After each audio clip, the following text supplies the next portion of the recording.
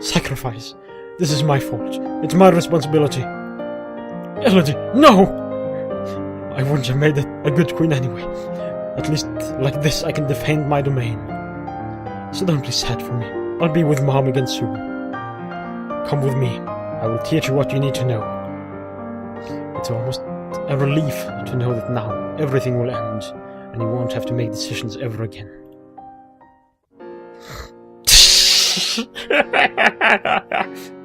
And her little soul going out of her. Elodie did not survive to reach her coronation. Nova would have to go on without her. But it doesn't have to end this way. Make different choices, train different skills, and Elodie's star may rise again. Yes. Try to seal it. We'll have to do our best to seal the Kraken away, no matter how long it takes. After all, isn't that what our magic is for? To defend the world from darkness. I will teach you the necessary spells. You must arrange the transportation. Very well. Juliana, there's something I don't understand. What is it? Magical powers are connected to lumen crystals, right? That is correct. But I can make myself glow by concentrating the right way, and it doesn't feel like it uses the crystal at all. Let me see. You concentrate and your skin begins to glimmer. You're right, it's not proper magic, it's something else. Is it that bad? She holds her hands above your shoulders, moving slowly down along your arms. I sense no danger. Ignore it. It's a distraction. Keep pushing. There are a million magical secrets I don't know, but I'm trying to learn. This one affects me personally. I need to know what's causing it. Very well. If I had to guess, I suspect it has something to do with your mother's powers. She was already a lumen when she bore you. Some small trickle of that energy may have passed into you. So the daughters of an active lumen might have strange powers. That is hardly a power, it's a quirk. It's not worth wasting time on. She's afraid.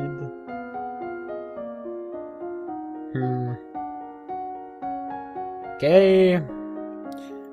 A mood, kind of afraid. Skills.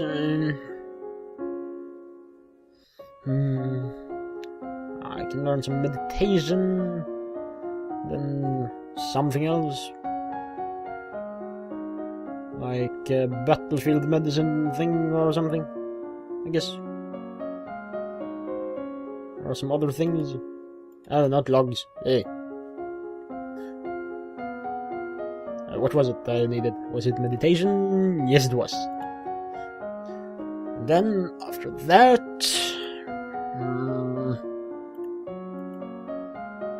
accounting.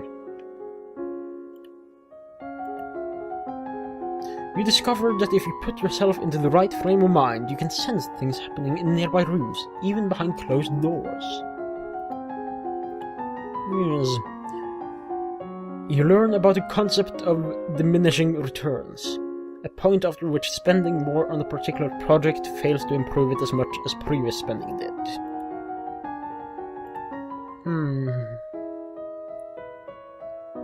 Time has slipped by you so quickly. Only 2 weeks remain before your birthday celebration and your official coronation as queen. Have you done enough to build a stable Nova? The first of your soon-to-be regular voyages has now set out with Celine on board. She appears to have some special affinity with seawater, which makes her the best choice to guide a vessel while it hunts for the elusive beast. After all, you have to find it before you can enchant it.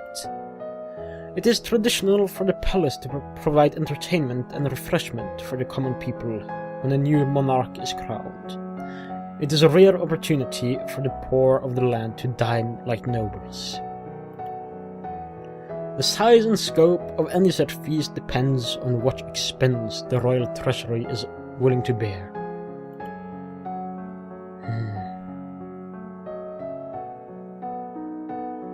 A respectable feast, I guess, would be good. I'm sure we can afford to give everyone in the city some bread and sausage and a bit of cake. Yes. Let's get more willful. I'm willful now.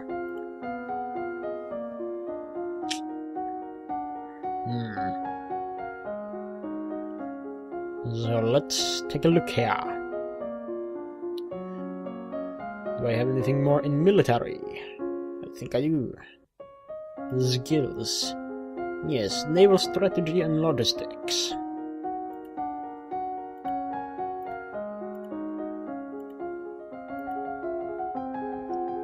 You learn about the requirement for all civilized sailors to rescue the crew of a sinking ship, even an enemy. You learn about the challenges to naval warfare posed by unpredictable weather, as well as the dangers of sailing too close to an unknown coastline. And you learn about the use of ships in transporting ground soldiers between locations. You learn about the support cost created by support. The more equipment you have, the more people and animals are needed to move them. And then those people and animals also need to be fed and equipped. You learn about the difficulty of obtaining new supplies from the field. Enemy civilians may hide or destroy supplies rather than let them fall into your hands. And friendly civilians may not stay friendly if robbed. You study how to determine when to jettison or destroy excess goods for speed, and how to avoid overreaching.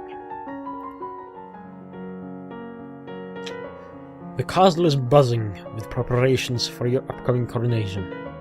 Ministers press you with details for your favorite colors and flowers, and so on. You really can't see the point in wasting time worrying about decoration when there's so much else to worry about. Well, decorations are pretty pointless normally anyways. Others are more interested in the subject of your marriage. Whomever you decide to marry will be elevated to the highest ranks of the nobility, which can mean a major shift in the balance of power. Therefore, everyone is talking about the top candidates, even though you're under no obligation to marry so young. Talaris, the Duke of Sedna, is one option. Certainly, he expressed interest in marrying you earlier. Your union would bring together ties to the domain of Talaz and improve the situation along the Eloth border. However, your earlier rejection of him would seem to make that less likely. Then there's Banyan, the Duke of Marie, a powerful and eligible noble, only about 10 years older than you. There's little Aldair, the eventual Duke of Eloth, although at 12 he's only a child. At least he's almost old enough to understand the concept of romance. Some people think you ought to marry Gwynnel's half-brother Angiet, who hasn't even turned 9 yet. There are 2 or 3 minor earls around the age of 20 who might be possible alternatives, and of course you can decide to ignore noble traditions entirely and marry a commoner if you were prepared to deal with uproar. While you will need to marry eventually, you are still very young. You could put this decision off until later. However, a clear succession contributes to the stability of your domain. Are you leaning towards any options?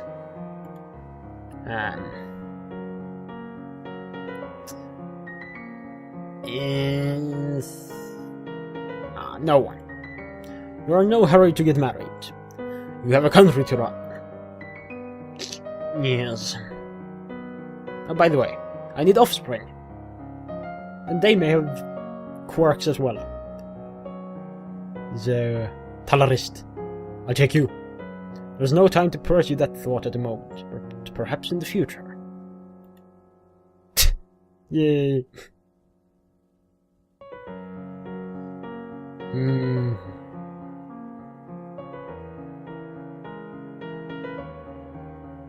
Yeah, let's get a bit yielding here. Now I'm afraid. Glasses. Military. And that got a penalty. You study the cost, time, and materials required to construct new ships. You study blockades, both setting them up and breaking them. And you learn about how to calculate enemy war preparations based on the movement of goods within their lands. Armies do not spring up full-formed overnight. You study the benefits of looting as a troop motivator versus the negative effect on civilian populations. At this time last year, you were celebrating your 14th birthday. You were in the school garden surrounded by your friends. A teacher brought you tea and cakes, while a wealthy merchant's son wove a crown of flowers for your head. It didn't matter so much that you were a princess then. Your title was something of the future. Many of your peers would be duchesses or earls or the like. Someday, but not then. You were children. Your parents could not attend on the actual day, and they did send wonderful gifts, some for you and some for you to share. And a week later they came for a visit, and your mother took you with her through the countryside in a splendid carriage. It was the last time you would ever see her. You wonder if, wherever she is, she can see you now. You are 15 years old, a legal adult. You have worked and studied and suffered and prepared, and now the time has come. You kneel before the priestess, barely hearing her words as she recites the blessings. She calls upon the gods to deliver peace, wisdom, and prosperity to you, and through you, to all of Nova. And then she calls upon you for your oath of rulership. Priestess of the First Circle, will you guide and govern and protect your people to the best of your ability, according to law and custom? I will. Will you, to the best of your power, uphold the ideals of love, honor, justice, and mercy? I will. Lords and ladies, assembled, I present to you your undoubted queen, who has sworn you her loyalty. You who have come to give homage, will you do the same? One at a time, the head of each duchy approaches your throne and kneels to swear his or her service to you and your heirs. People of Nova, I give you Elodie, daughter of Fidelia, your true sovereign. What say you all? Long live the Queen! Long live the Queen! Long live the Queen! Thank you, I will! Yay!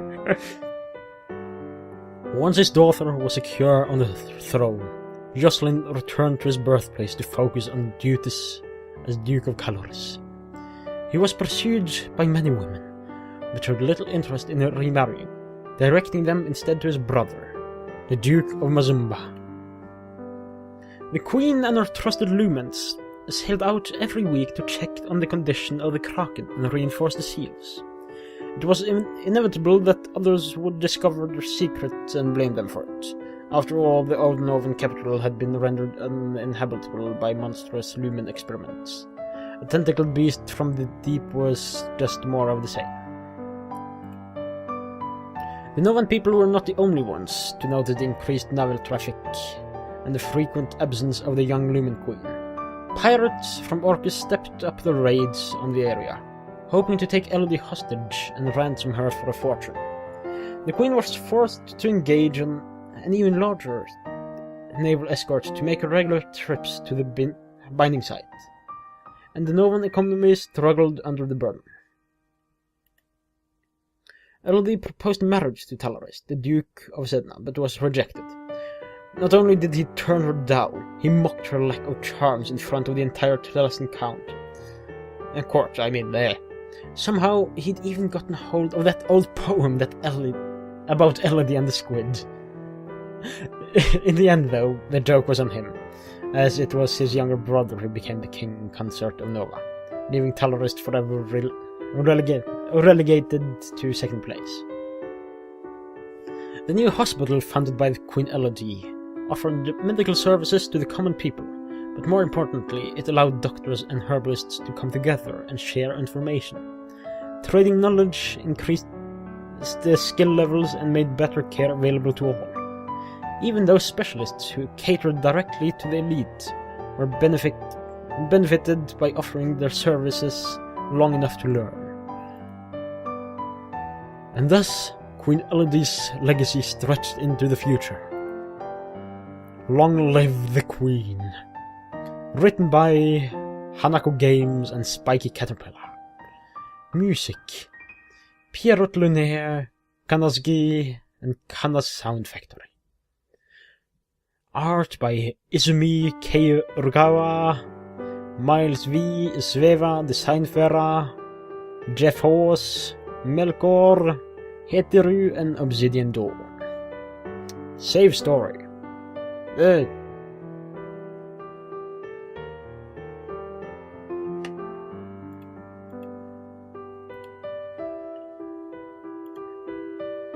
Okay. There we go, I guess. So then we're done with Long Live the Queen. I may go through it again later at some point, with different choices and such. But this will probably be it for now, I guess. So, until further ado, goodbye.